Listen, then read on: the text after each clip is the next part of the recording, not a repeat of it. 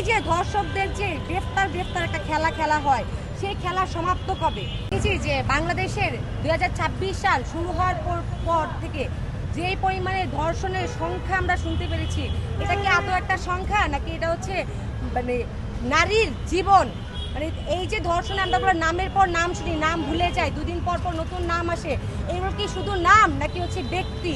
তারা এই দেশে জনগণ ছিল কিনা, তাদের মানে নিরাপত্তা দেওয়া এই দেশের সরকারের নৈতিক দায়িত্ব ছিল কিনা, তাদের ম্যান্ডেট ছিল কিনা এই নারী ও শিশুদেরকে নিরাপত্তা দেওয়া?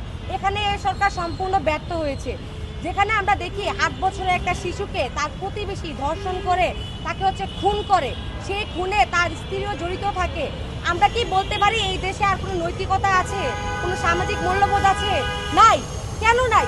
থাকতো যদি আমরা দেখতাম আসিয়ার ধর্ষকদেরকে একটা হচ্ছে মৃত্যুদণ্ড দেওয়ার মাধ্যমে দৃষ্টান্তমূলক শাস্তি মানে বাংলাদেশের জনগণের মনে হচ্ছে স্থাপন করা হইতো যে যদি ধর্ষণ করা হয় ধর্ষকের শাস্তি একমাত্র মৃত্যুদণ্ড দেওয়া হবে, তখন আমরা দেখতাম আজকে রামিসার মতন 8 বছরের শিশুর ধর্ষণ হইতো না।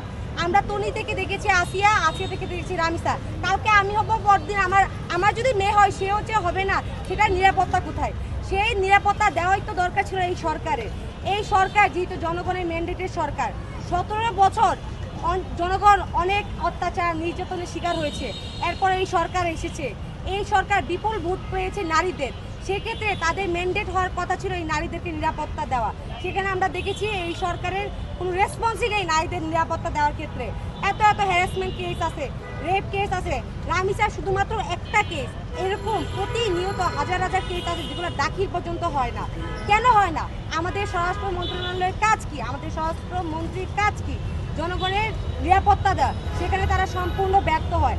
আমরা দেখেছি রামিসার বাবা কিভাবে কেঁদে বলছে আপনি কি পারবেন বিচার ব্যবস্থা নিশ্চিত করতে? তার 55 বছর জীবন দশায় সে কখনো দেখে নাই বিচার নিশ্চিত হতে। আমিও বলি আমি 20 বছরের জীবন দশায় কখনো দেখিনি ধর্ষকের কোনো শাস্তি হতে। আজকে আমরা এসেছিলাম এই রামিসার ধর্ষণ হত্যাকাণ্ডে স্মারকলিপি জমা দিতে। আমরা দেখেছি স্মারকলিপির জমা নেওয়ার জন্য স্বরাষ্ট্র মন্ত্রণালয়ের সচিব থেকে শুরু করে কেউ নেই। আজকে ওয়ার্কিং ডে ছিল, কেন নেই তারা? জনাব তারেক রহমান বলেছিলেন যে যদি কোনো মন্ত্রণালয় ব্যর্থ হয় তাদেরকে পরিবর্তন করে দিবে। তাহলে আজকে তারা কি ব্যর্থ না? দেশে এইরূপ অবস্থা, কেন স্বরাষ্ট্রমন্ত্রী থেকে আমরা একটা সিঙ্গেল বিবৃতি পাচ্ছি না? আমরা দেখছি দেশ অনেক কঠিন অবস্থায় গিয়েছে, কিন্তু সরকারের দায়িত্ব ছিল যে প্রত্যেকটা ইস্যুতে একটা বিবৃতি দেওয়া। আজকে যখন রামিসার ইস্যুতে প্রত্যেকটা মানুষ ব্যথিত, সেখানে কেন আমরা স্বরাষ্ট্রমন্ত্রী থেকে বিবৃতি পাচ্ছি না? কেন তার রেসপন্স পাচ্ছি না? আর এই যে ধর্ষকদের যে গ্রেফতার একটা খেলা হয়, সেই খেলা সমাপ্ত কবে? ধর্ষককে গ্রেফতার করা হবে, সে নানান মাধ্যমে আবার হচ্ছে বেরোয় আসবে, সে আবার একই কাজ পুনরাবৃত্তি করবে।